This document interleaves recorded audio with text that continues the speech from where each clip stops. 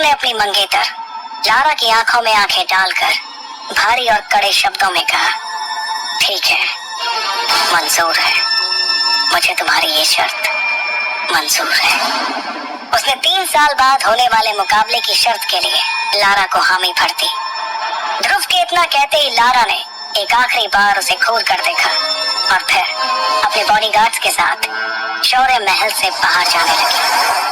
Lara भी hall के बड़े से दरवाजे तक पहुंची ही थी कि उसके कानों में एक लड़की की चेतावनी देती हुई आवाज पड़ी, रुक जाओ लारा। जैसे ही लारा ने मुड़कर देखा तो उसे गुलाबी रंग के गाउन में इरा दिखाई दी। इरा दिखने में बहुत ही खूबसूरत थी और किसी भी तरह से वो लारा से कम सुंदर नहीं थी। एक जालीदार खिड़की के पास में खड़ी इरा के चारों तरफ से सूरज की रोशनी अंदर आ रही थी, जिससे इरा को देखकर ऐसा लग रहा था मानो वो कोई स्वर्ग से आई हुई अप्सरा हो। इरा ने लारा को देखते हुए कहा, मैं जानती हूँ कि आज तुमने जो कुछ भी किया है तुम्हें उस पर कोई पछतावा नहीं हो रहा होगा, क्योंकि अब तो तुम्हें ध्रुव का सामना करना ही होगा।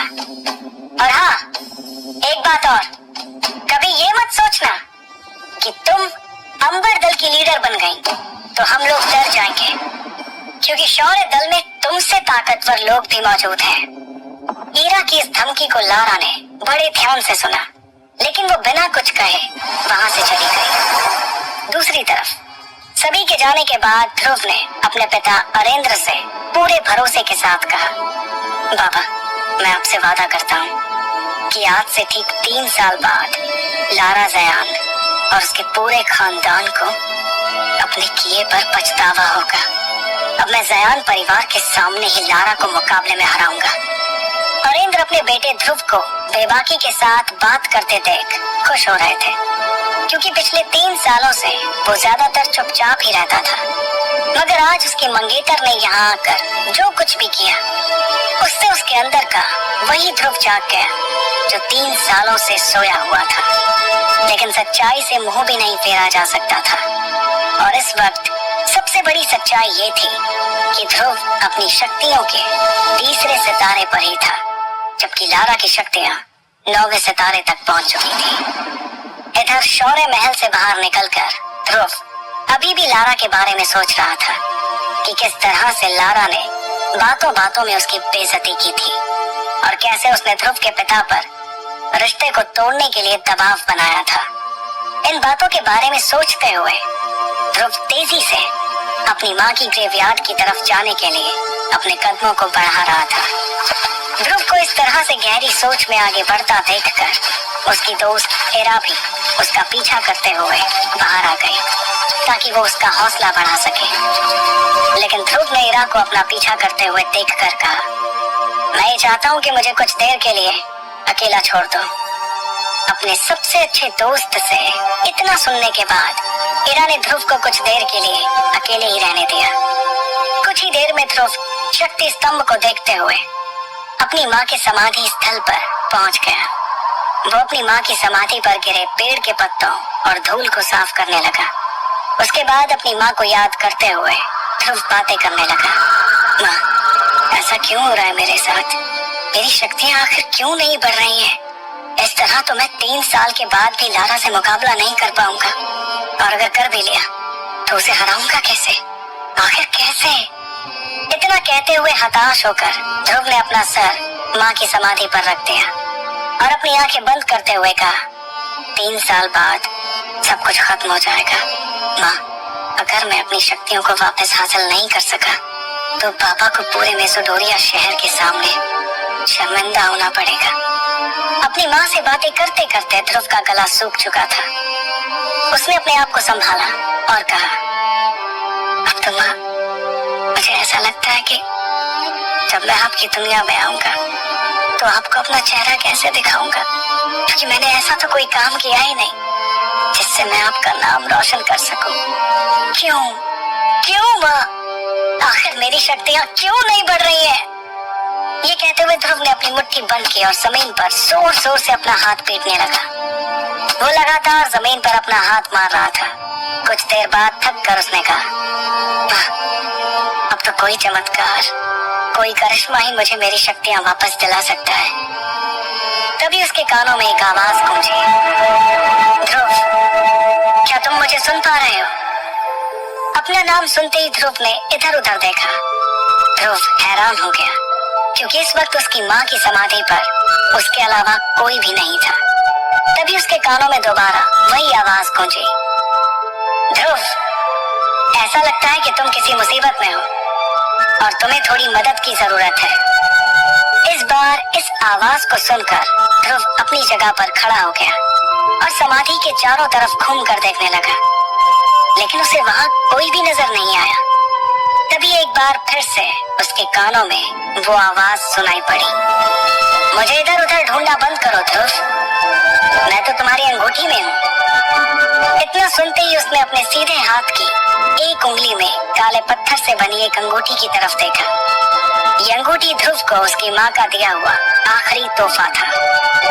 देखते ही देखते ध्रुव की अंगूठी में हलचल शुरू हो गई, जिसे देखकर वो थोड़ा हड़बड़ा गया। उसने अपने उल्टे हाथ से सीधे हाथ को संभालने की कोशिश की, जिसमें उसने अंगूठी पहनी हुई थी, लेकिन तभी उसे अचानक एक जोर का झटका लगा, जिससे वो जमीन पर जा गिरा। देखते ही देखते उसकी अंगूठी में से एक सफेद रंग का धुआं साय के रूप में बाहर निकला। फिर उस साय ने एक बूढ़े आदमी का रूप ले लिया। अपने सामने ये सब होता देखकर ध्रुव को अपनी आंखों पर यकीन नहीं हो रहा था। ध्रुव ने हड़बड़ाते हुए उस बूढ़े आदमी से पूछा, कौन हो तुम? ध्रुव के ये पूछते ही उस बूढ़े आदमी का सफेद साया उसके चारों तरफ घूमने लगा। उसे देखने के लिए ध्रुव को बार बार इधर से उधर गोल गोल घूमना पड़ रहा था। कभी वो साया ध्रुव के सामने होता, तो कभी पलक झपकते ही उसके पीछे चला जाता। ध्रुव ने हड़बड़ाते हुए दोबारा पूछा, कौन हो तुम? और तुम मेरी अंगूठी में क्या कर रहे थे? वो साया कुछ देर तक ध्रुव के चारों तरफ घूमने के बाद उसके सवालों का जवाब देने के लिए उसके सामने आकर एक जगह पर रुक गया। मैं कौन हूँ ये जानना तुम्हारे लिए जरूरी नहीं है, लेकिन हाँ, मैं तुम्हें किसी तरह की परेशानी नहीं होने दूंगा। इतना कहते हुए वो साया हंसने लगा और फिर उसने अपनी बात को आगे बढ़ाते हुए कहा, मुझे तो तुम्हारा शुक्रिया अदा करना चाहिए। आखिर तुमने पिछले 3 सालों से मुझे अपनी अंगूठी में संभाल कर रखा, और देखो आज मुझे नींद से जगा दिया। शुक्रिया ध्रुव, तुम्हारा बहुत बहुत शुक्रिया। तुम्हारे अंदर कुछ अलग ही बात है। मुझे अभी नहीं पता कि वो क्या बात है, लेकिन हाँ, वो बात कुछ अलग ही है। उस साय से इतनी बातें सुनने के बाद ध्रुव ने गुस्सा करते हुए कहा, तो तुम पिछले 3 सालों से मेरी अंगूठी में छिपकर बैठे हो।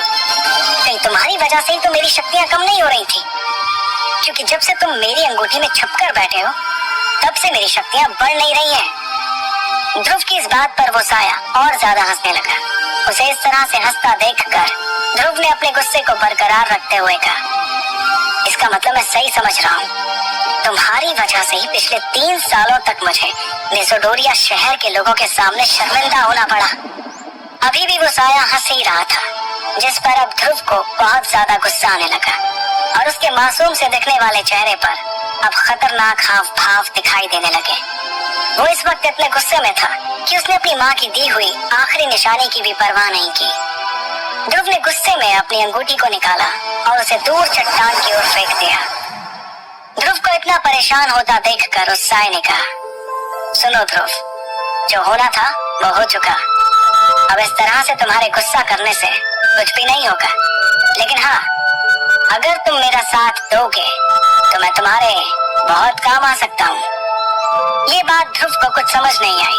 उसने उस साय से पूछा, आखिर तुम क्या चाहते हो? ध्रुव के सवाल का जवाब देने के लिए वो साया फिर से उसके सामने एक जगह पर हवा में रुक गया और कहने लगा, ये हुई ना बात। मैं चाहता हूँ कि तुम मुझे फिर से अपनी अंगूठी में रहने की जगह दो, बदले में मैं तुम्हें। वो साया इसके आगे कुछ कहता, उसके पहले ही ध्रुव ने कहा, नहीं नहीं, कभी नहीं, कभी भी नहीं। मैं ऐसी गलती अब दोबारा नहीं करने वाला। मैं अब भूल कर भी उस अंगूठी को दोबारा नहीं पहनूंगा। तब उस साय ने अपने हाथ में उस अंगूठी को दिखाकर ध्रुव को समझाते हुए कहा, क्या तुम नहीं चाहते कि लोग तुम्हारी फिर से इज्जत करें, फिर से तुम्हारी शक्तियों का सितारा 3 से 9 तक पहुंचे? क्या तुम नहीं चाहते कि एक बार फिर से एकलव्य कहलाए जाओ? उस साई की इस तरह की बातों ने ध्रुव की धड़कनों को तेज कर दिया और अब ध्रुव ना चाहते हुए भी उस साई की बातों को सुनना चाहता था। तभी उस साई ने आगे कहा, चलो ध्रुव, मैं मानता हूँ कि अंगूठी नहीं पहनने से भी तुम अपनी शक्तियों को वापस हासिल करने लगोगे, लेकिन तुम भी इस बात को अच्छे से समझते हो कि अब तुम्हारे पास ज्यादा वक्त नहीं है। ध्रुव से ये बात करते हुए अब वो साया फिर से उसके चारों तरफ घूम रहा था। उसने ध्रुव से आगे कहा, ध्रुव, तुम 15 साल के हो चुके हो, मतलब कि तुम्हारे पास अब से सिर्फ 1 साल का समय है और 1 साल में तुम्हारी शक्ति 7वें सितारे तक नहीं पहुंची तो नियम के मुताबिक तुम्हें शौर्य दल और मेसोडोरिया शहर से बाहर निकाल दिया जाएगा। ध्रुव उस साई की बातें सुनकर हैरान हो गया। उसने हैरानी के साथ पूछा, लेकिन तुम्हें इन सब के बारे में कैसे पता? मुझे ये कैसे पता, इसके बारे में सोचना छोड़ो और जो कह रहा हूँ उस पर ध्यान दो। अब फिर से ध्रुव उस साई की बातों को ध्यान से सुनने लगा। उसने अपनी बातों को आगे बढ़ाते हुए कहा, और सबसे बड़ी बात, 3 साल बाद तुम्हें अपनी मंगेतर लारा का भी तो सामना करना है। लारा का नाम सुनते ही ध्रुव ने गुस्से में कहा, उसका तो नाम भी मेरे सामने मत लेना। ध्रुव को इस तरह से गुस्सा होते देखकर उस साई ने हंसते हुए कहा, तुम्हारे इस तरह से गुस्सा करने से कुछ नहीं होने वाला। अब तुम्हें अपने सच को स्वीकार कर लेना चाहिए और तुम्हारा सच यही है कि 3 साल बाद तुम्हें अपनी मंगेतर लारा का सामना करना होगा। इस बार ध्रुव ने आगे जाकर उस साई से पूछा, तो क्या करूं मैं? तुम्हें वो करना चाहिए जो मैं कह रहा हूँ। तुम इस अंगूठी को फिर से पहनकर मुझे अपनी जिंदगी में शामिल कर लो, फिर देखो किस तरह से मैं तुम्हारी जिंदगी बदल दूंगा। मैं तुम्हें इतना शक्तिशाली बना दूंगा कि तुम अपने सामने आने वाली हर मुसीबत का सामना हिम्मत से कर पाओगे। और हाँ, डरो मत, इस बार मैं तुम्हारी शक्तियों को नहीं लूंगा। ये बात तुम्हें बाद में समझ आ जाएगी कि अब तक ऐसा क्यों किया मैंने। धीरे धीरे तुम्हें इसका कारण समझ आ जाएगा, लेकिन अब तुम्हें डरने की जरूरत नहीं। ध्रुव को अपनी खोई हुई शक्तियों को वापस हासिल करने का इसके अलावा कोई और दूसरा रास्ता नजर नहीं आ रहा था। तब ध्रुव ने सपाट लहजे में कहा, ठीक है, मैं तैयार हूँ। ध्रुव के इतना कहते ही वो सफेद रंग का साया हंसते हुए उसके पास से बहुत तेजी से निकला। वो उसके चारों तरफ इर्द गिर्द घूमने लगा, जिससे ध्रुव का संतुलन बिगड़ गया और वो एक बार फिर से जमीन पर जा गिरा। तब ध्रुव ने कहा, अरे ये क्या कर रहे हो? मेरे सारे कपड़े खराब कर दिए। जमीन से उठने के बाद ध्रुव ने उससे एक सवाल किया, वैसे तुमने अभी तक मुझे अपना नाम नहीं बताया। मेरा नाम विदुर है, लेकिन तुम मुझे सिर्फ गुरुदेव या फिर आचार्य कहना। ठीक है आचार्य विदुर, तो आप मेरी ट्रेनिंग कब से शुरू करेंगे? विदुर ने कहा, बहुत ही जल्द। तभी अचानक ध्रुव ने विदुर से पूछा, आचार्य, क्या आपको करिश्माई शरबत के बारे में कुछ पता है? विदुर ने तुरंत जवाब देते हुए कहा, मेरे हिसाब से वो दुनिया का सबसे वाहियात किस्म का शरबत है। मैं तुम्हारे लिए खास चीज बनाऊंगा, अमृत धारा। उससे तुम्हें बहुत मदद मिलने वाली है। ध्रुव ने हैरान होते हुए पूछा, क्या कहा?